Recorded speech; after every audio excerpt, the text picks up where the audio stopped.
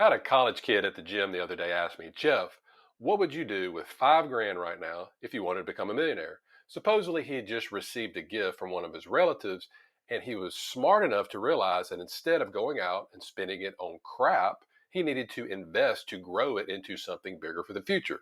So, in this video, I'm going to break down several different ways that you can turn 5 grand into 1 million no matter how much money you make each year. Now, if you're new to this channel, I'm Dr. Jeff Anzalone, Louisiana periodontist that wants to teach you how to exit the rat race by developing multiple streams of passive income. If you want to get started, you can download my passive income guide with the link below this video. Now, for that kid and for most of you, the best investment that you can make is something called income insurance. Now, I'm not talking about going out and buying a whole life insurance policy or anything like that.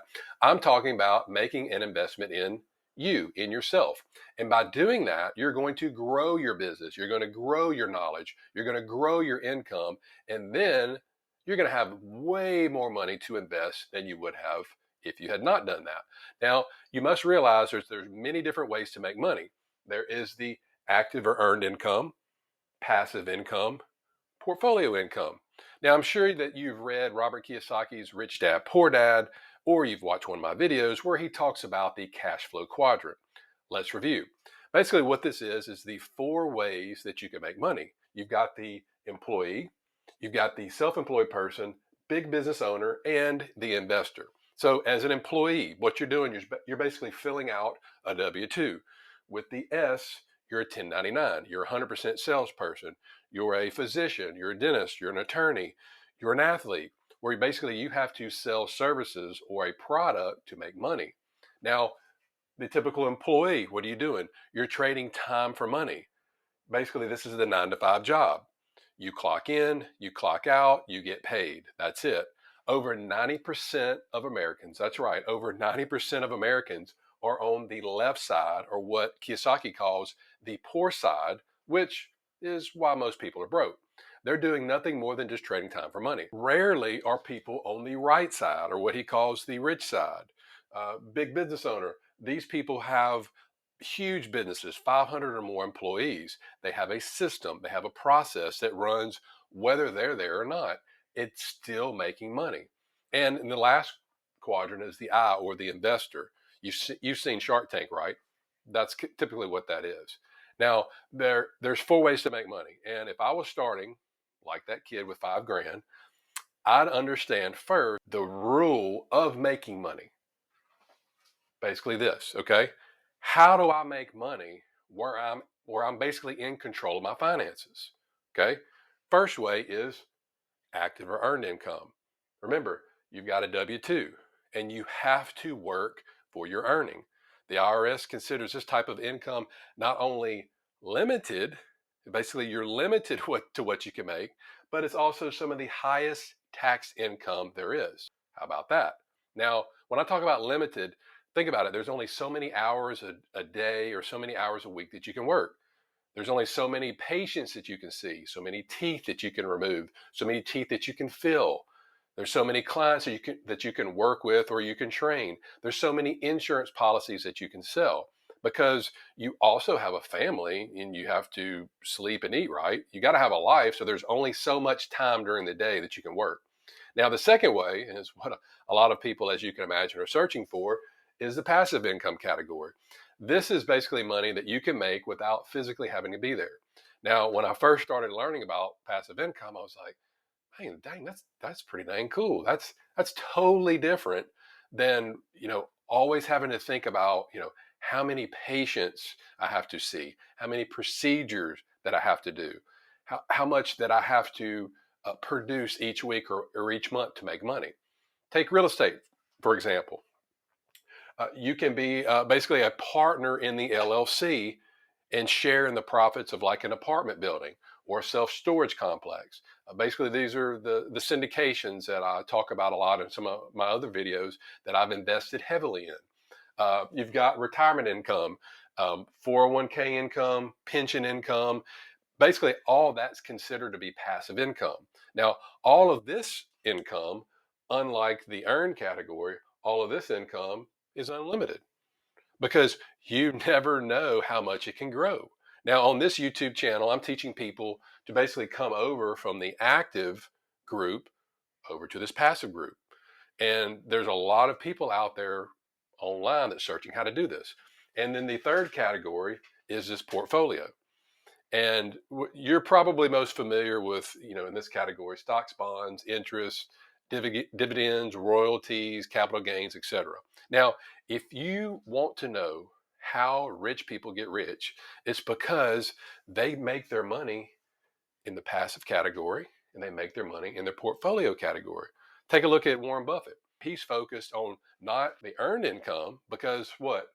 That's taxed the most, but instead he's in the passive category. He's in the portfolio category because it's taxed the least. Now, why does the government always want to focus on raising federal state income tax? Because what I just told you, they know that over 90% of Americans are in this category. Over 90% of Americans are either employee or self-employed. That only makes sense, right? Now, you may be wondering, Jeff, what's up with this? What about this category? And this is something that you're never going to hear about in high school, college, if you go to medical school, dental school, law school, anything like that. And that is compounding income. Now, I have my business and my money, and it's compounding as time goes on because I invest in myself as I invest in other people with other people. And then if you take a look at, what we do here, what we do at our house, we basically keep our expenses relatively low. I mean, we live in Louisiana, so it doesn't take a whole lot of money to live here, right? So we keep our expenses low and we keep our profits and margins in the practice high so we can continue to invest or reinvest back into the businesses that I'm a part of, the different investments that I'm in, and other things to help create jobs. So next, you're going to have to choose what type of person you're going to be. You can either be a saver or you can be an investor. Now, which of these two do you think is more active and which do you think is more passive? Well, the more passive one is the saver. That's right, the saver. Because why? They go to their job, right? They trade time for money. Okay. Then what do? Maybe they save a little bit of money and they hope and they pray, right, that it's going to grow. Okay. And then over time, so basically for this, it's going to take a lot more time for it to compound. So these people, their thinking is, I'm passive. So basically meaning I'm trusting somebody else, like a financial advisor, somebody like that to handle my investments. And I have hope, okay? I have hope that all of this is going to take place. Now, my great grandparents, they came over from Sicily. And my grandfather and his brother, my great uncle, they opened up a hardware store, Star Hardware, in 1941. Now, when my dad graduated from college at the age of 21, he joined his father and uncle at Star Hardware, and he actually still runs the store today. They had a huge Italian family, and at the time that everything was going on, that hardware store was actually feeding 15 kids between my grandfather's kids and his brother's kids. And growing up, I saw hardworking people working 6.5 days a week. And looking back on it, these people were the absolutely ultimate savers. Okay. Now, some of their kids, of the 15 kids, some of their kids got these big college degrees or professional degrees. Some went to medical school. There was an attorney, dentist, pathologist, etc. But guess what? Guess what savers never do? They never retire sooner. They never retire early. They always retire later. And I saw that.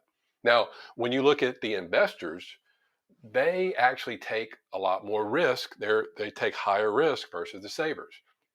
They may not initially get ahead of because of this, because what they're doing is they're saving, or basically they're storing the money that they make, and then they turn around and they reinvest this money that they've earned through their jobs. Again, they're same thing, same type of professions or whatever. So what they're doing is they're storing this money. They turn around and they reinvest this money they've earned through their jobs back into themselves. So again, so they can expand their knowledge, so they can learn more, they can think more, they can learn how they think about money. And they typically work through these basically in seasons. So they sow, they reap, and they harvest. And then guess what? They repeat, they do it over again.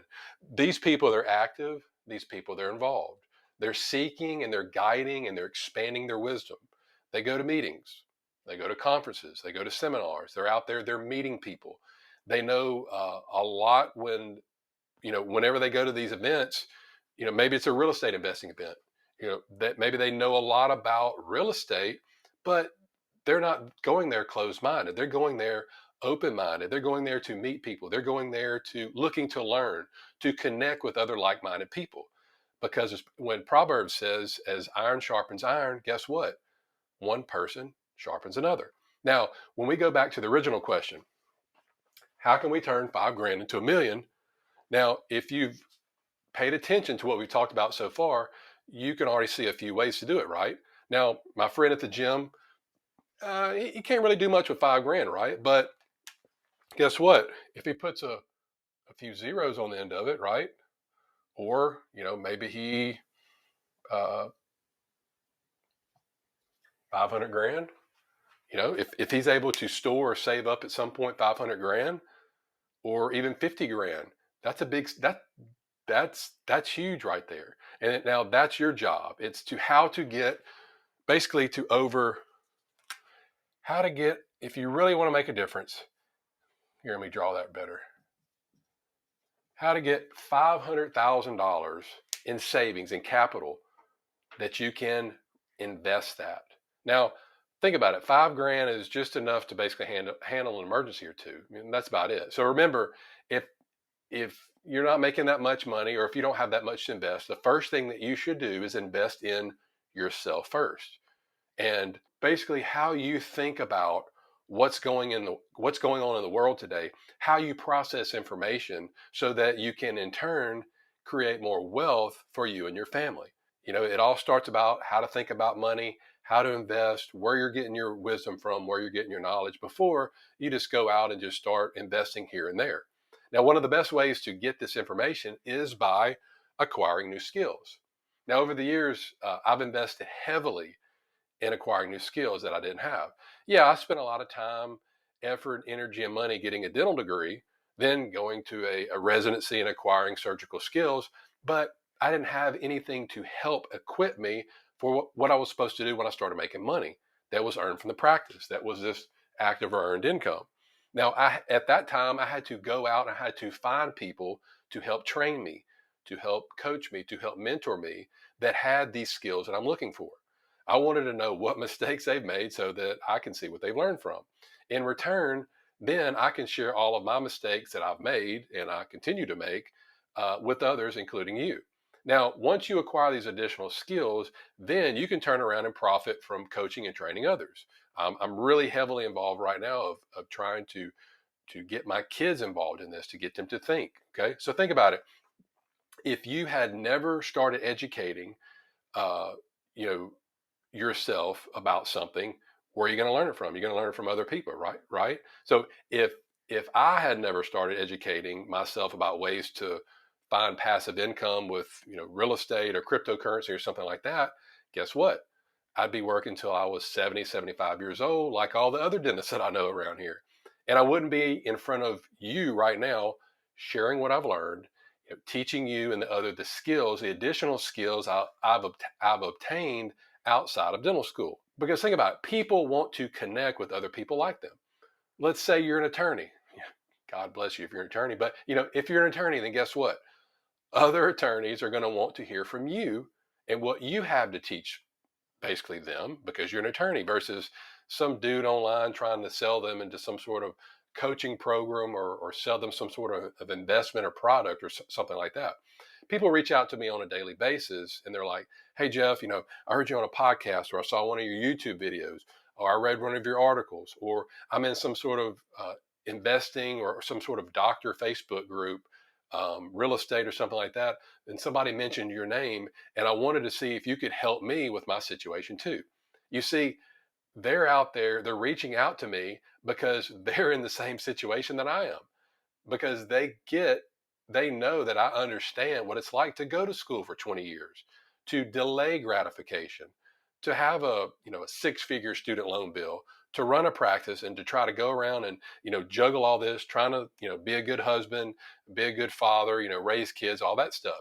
They know that I experience the same problems and issues that they do. I get it because I am one of them. Okay. And that's why it's so important for you as you learn new skills to turn it around and to teach others. Always be focused on giving back. Now, if we think about it, if we all make it a point to help each other, what do you think the world would look like? So now that we've gone through all this information today, and if somebody dropped 5 grand in your lap, what would you do with it? Where would you start? Now, if you've gone through all this information and you're still unsure, what you can do is check out this next video where I'm going to go over with you in detail my current investment strategy that I'm using to build wealth this year. I'll see you over here.